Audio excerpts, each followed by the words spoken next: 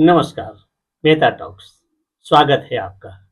ये वोट अधिकार यात्रा का आधार भी यही था कि वोट चोरी हुई या वोट चोरी कोई करने वाला है या वोट किसी ने चुरा लिया, वोट चोर। तो उस आधार पर की गई यात्रा आज समाप्त हुई। समाप्ति के साथ ही कहानी मेरी शुरू होती है कि वोट चोरी है क्या? क्या वोट चोरी? किसे कहते हैं वोट चोरी?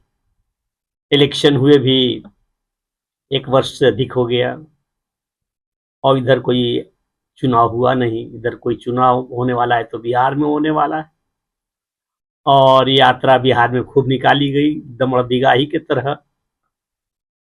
क्या हाथ लगा, किस निष्कर्ष पर आया? यदि बात करें तो ले देकर एक ही बात आती है कि एक तो तेजस्वी यादव ने अपना समय बर्बाद किया और इस बर्बाद समय में अपनी हानि ही पहुंचाई छवि की, प्रभाव का। इस बीच में वो दूसरा कुछ कार्य करते, लेकिन वे खामखा राहुल यादव के सॉरी राहुल गांधी की आवभगत में रह गए। और दूसरी कुछ उपलब्धि हासिल यदि हुई है तो यह कि माननीय सांसद पप्पू यादव की बड़ी फजीहत हुई। ऐसा भी कहीं कोई होता है क्या? पप्पू यादव यादव नहीं है। हुँ? जैसे पाया वैसे वो। खैर, तो वोट चोर होता क्या है? वोट चोरी होती कैसे है? वोट चोरी किसने किया? पहले जब बार बार कांग्रेस हार रही है, कोई आधार ही नहीं है तो हार तो होगी ही होगी, तो उन्होंने कहा ईवीएम खराब है। अब जब ईवीएम खराब आज भी कहते हो कि ईवीएम हैक करके चोरी होती है, तो फिर ये सभी हल्ला कर रहे हैं कि वोटर लिस्ट में चोरी का क्या अर्थ है? या ये गलत है या वो ये गलत है, दोनों में से एक कोई सही मानो तो कहीं तुम्हारा भी विश्वास नहीं टिकता है कि इसे कहूं कि इसे कहूं। वैसे नहीं होता है। जनता में काम करो, जनता में विश्वास पैदा कीजिए। वोट चोरी तो होता है। वोट चोरी हुई थी डॉक्टर भीमराव अंबेडकर जी को पराजित करने में, नेहरू ने किया था। बम्बई दक्षिण से वे खड़े थे और लगभग 70,000 या 76,000 वोट निरस्त कर दिया गया डॉक्टर साहब का, बाबा भीमराव जी का, और पराजित हो गए। नेहरू नहीं चाहते थे किसी भी प्रकार बाबा भीमराव अंबेडकर संसद में आए। वो विद्वान आदमी थे। और नेहरू बस राहुल से थोड़ा बेस्ट क्वालिटी, एक अच्छा संस्करण, बात बराबर थी। लेकिन उसी साल 1952 में ही उत्तर प्रदेश के रामपुर क्षेत्र से देश के पहला शिक्षा मंत्री अबुल कलाम आजाद खड़े थे और वे पराजित हो गए। अबुल कलाम आजाद ये शिक्षा मंत्री जो थे, ये वही अबुल कलाम आजाद है, याद रखना चाहिए, जो अली बंधु, ये वो शौकत अली और मोहम्मद अली जो दो भाई थे जिन्होंने खिलाफत आंदोलन का नेतृत्व किया था, वो तीसरी शक्ति यही अबुल कलाम आजाद थे। ये इनके साथ ही और भी कुछ लोग थे। तो उन सामूहिक नेतृत्व था जो 4-5 का, उनमें से प्रथम देश के प्रथम शिक्षा मंत्री अबुल कलाम आजाद ही थे। और 1952 के चुनाव में हार गए रामपुर से। दिल्ली को खबर हो गई। नेहरू ने वहां के मुख्यमंत्री को फोन किया कि देखो भाई, हर हाल में आजाद को आना है दिल्ली, ये तुम समझो।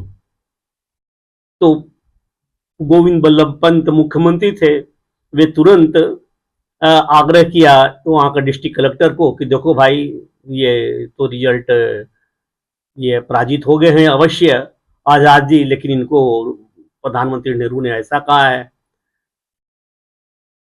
तो कलेक्टर बोला कि ऐसा कैसे हो सकता है? तो देखो, इसमें तुम्हारी भी नौकरी और मेरी भी नौकरी सुरक्षित है, वरना ना हम मुख्यमंत्री रहेंगे और ना तुम कलेक्टर रहोगे। तो कहते हैं कि सीधा सीधी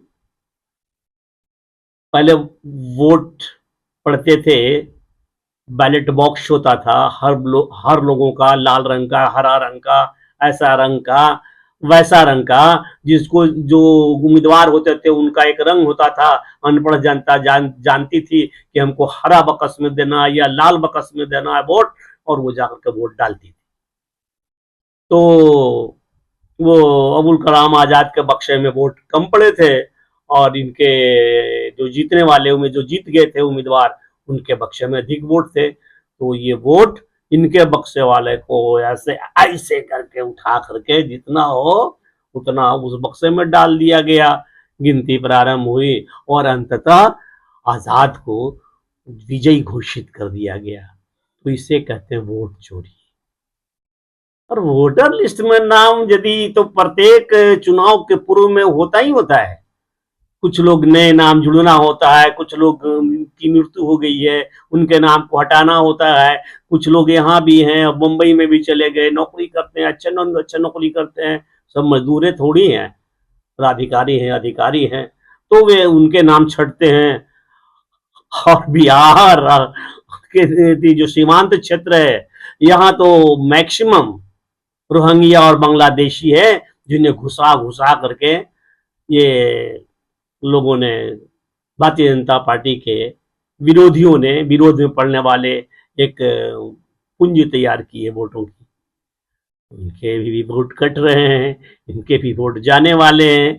जो स्पेशल इन्वेस्टिगेशन रिव्यू हुआ था तो रहेंगे नहीं, चले ही जाएंगे। फिर भी समय दिया गया है कि कोई लाइव है तो आकर के अपना ये एक निश्चित समय तक अपने नाम जुड़वा ले।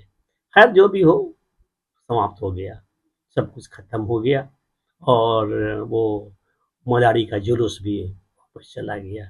कुछ नहीं, जैसा था वैसा ही है। आउटपुट यह मिला कि इस जुलूस में राष्ट्रीय जनता दल और कांग्रेस वालों के मंच के माध्यम से प्रधानमंत्री नरेंद्र मोदी जी की मां को गाली दी गई। अफसोस, बस यही 3 नकारात्मक परिणाम आए। एक तो तेजस्वी यादव ने अपना बेकार सब कुछ खोया, दूसरा सांसद माननीय पप्पू यादव की 2-3 बार बेइज्जती हो गई, और तीसरा अंत में कि इनके मंच से प्रधानमंत्री जी को गाली दिया गया। तो इस लानत है। नमस्कार, आशा है ये मेरी छोटी सी टिप्पणी, मेरी अपनी बात आप पसंद करते होंगे तो पसंद करें, लाइक करिए, कमेंट्स कीजिए। समय समय पर आता हूँ, क्या दिक्कत है? यदि आपकी नज़र से ये गुजर जाता है वीडियो, लाइक ही कर दीजिए, थोड़ा कुछ लिखना हो तो लिख दीजिए। बहुत बहुत धन्यवाद।